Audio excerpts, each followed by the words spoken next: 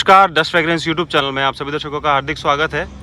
और जैसा कि लोकेशन से पता लग रहा होगा, हम लोग बैठे हैं पुष्कर में और पुष्कर फेयर आने वाला है दिवाली के जस्ट बाद। तो सर प्लीज़ बताएं दादा भाई, कैसा चल रहा है पुष्कर की तैयारियां, पुष्कर मेला किस तरह से तैयारियां चल रही है, बताएं प्लीज़। पहले तो धनतेरस की आपको हार्दिक शुभकामनाएं जी। सभी को, आप सबको जी। आप सबके मंगल हो और भगवान महादेव और पुष्कर आज के आशीर्वाद से तैयार है। आप देख लो, आज 5 दिन से चल रही है कंटिन्यू और अब लगने शुरू हो गए हैं। दिन भर धूप में बैठे हैं। एक अश्व पालक जो होता है अपने अश्वों के लिए कितनी मेहनत करता है उस तैयारी के लिए, उस कुछ दिनों के लिए, तो तैयारी चल रही है हमारी। अच्छा अच्छा, देखो आप, बहुत अच्छे। तो राजबना, क्या क्या तैयारियां हैं इस बार पुष्कर फेयर की? बस टेंट वेंट लगवाने के लिए आए हुए हैं। ओके, तो कितने दिनों पहले से, जैसे आज अगर आप टेंट लगाने बैठे हैं, कितने दिनों पहले से तैयारियां करनी पड़ती है और कितने दिनों? 1 से 1.5 महीने पहले तैयारियां स्टार्ट हो जाती है। ओके, क्या क्या रहता है इन तैयारियों में? पहले समतल कराई जाती है ज़मीन, फिर लोग आ जाते हैं ज़मीन पे। कोई कहता है मेरी ज़मीन है, वो तो पिछले साल मेरी थी, इस साल मेरी थी। अच्छा, ऐसे करके फिर उनको बैठ के हमारे बड़े भाइयों द्वारा उसको शांत किया जाता है। ओके, फिर उसके बाद में वो ज़मीनें बढ़ती है। ओके, बटने के पश्चात में जो है फिर वहाँ टेंट लगते हैं। ओके, और फिर दीपावली के दूसरे से तीसरे दिन अश्व आने लग जाते हैं। ओके। ये एक अश्व मेला है। ये कार्तिक मास का मेला है। एक संस्कृति का ऐसा मेला है जहाँ सभी अच्छे बुरे सब आते हैं। तो एक अच्छे अश्व पालक वही होता है जो सबको साथ लेके चलता है। ठीक है ना? तो किसी को किसी ज़मीन पे बैठने की जरूरत नहीं है, सब आपकी ज़मीन है, आप आराम से बैठो। और नहीं है तो थोड़ा एडजस्ट कर लो। बिल्कुल बिल्कुल बिल्कुल। तो ये पुष्कर आपका है, अपना है। और यहाँ पर आने से एक ही बात है, जो भी हॉर्स लवर्स है, अच्छा खाना खाओ, अच्छा पहनो, अच्छा बोली व्यवहार रखो। गंदा खान पीन, मदिरा पान, अभक्ष्य भोजन इस भूमि पे नहीं करना चाहिए आपको। ओके, आप आए हो, जैसे राजबना भी पता रहे, ये भी एक हॉर्स लवर्स है, वेरी नाइस। इनसे मिलके बहुत अच्छा लगा मुझे। ये अपने अश्व के लिए एक फाइट लड़ रहे हैं। फाइट मतलब इतनी दूर आते हैं, घूमते हैं, सफाई कराते हैं, भूखे पेटे बैठे हैं। आज त्योहार का दिन है फिर भी बैठे हैं। बहुत से पैसे वाले होते हैं, अपने एजेंटों को पैसे दे देते हैं, वो आके काम करवा लेते हैं।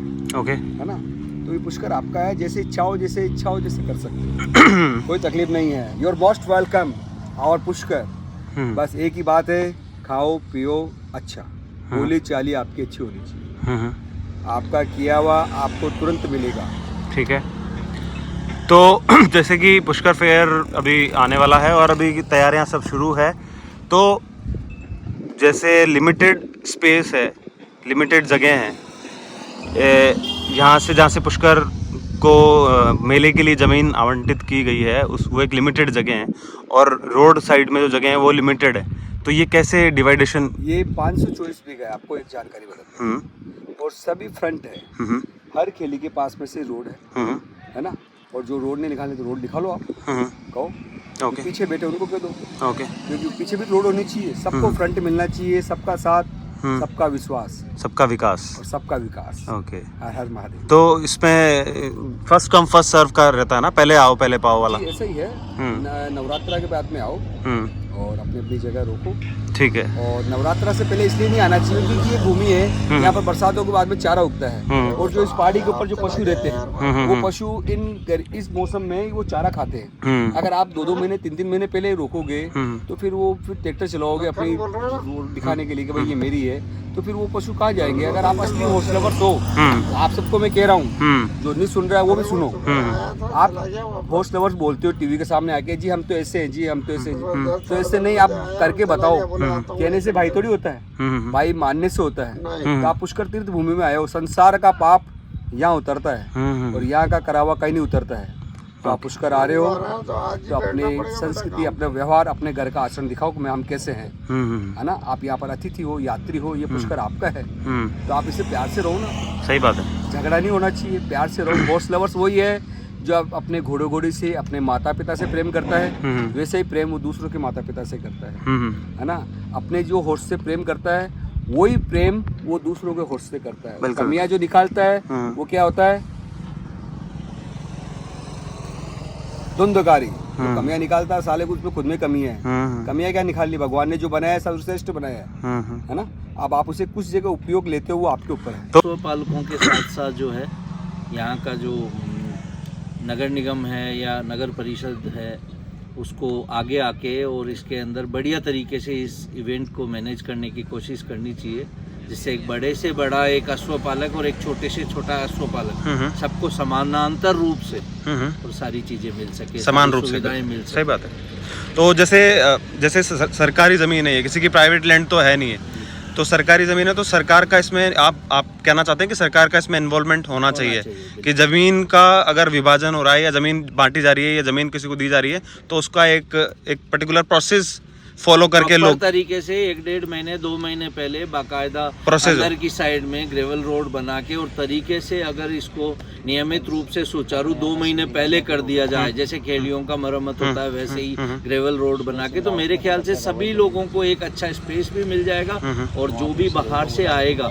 वो गेस्टों को भी घूमने के अंदर इजी वे रहेगा, अश्वों को देखने में इजीता रहेगी। क्योंकि क्या रहता है कई बार कोई मान लीजिए जिस अश्वपालक को पता नहीं होता है वो अपनी स्टोरी गलती से और कहीं ऐसी जगह लगा देता है जहाँ से रास्ता निकल रहा होता है, तो उसके लिए बहुत ज़्यादा दुखदाई हो जाता है। जी जी जी। दूसरा, पीछे की साइड में पानी की थैलियाँ नहीं होती है, तो एक किसान वर्ग का अश्वपालक आएगा, उसके पास टैंकर नहीं पहुँच पाएगा, वो अपने अश्वों को पानी कहाँ से पिलाएगा, वो खुद पानी पीने के लिए उसके लिए जो लोग बड़े ब्रीडर्स आते हैं अगर वो पीछे की साइड में लगाएंगे तो उनके तो खुद के भी सिस्टम ऐसे होते हैं कि उनके खुद के कॉन्टेक्ट्स होते हैं, उनके खुद का ये सिस्टम है, उनसे मिलने के लिए जो आया वो उनके पास जाएगा ही जाएगा।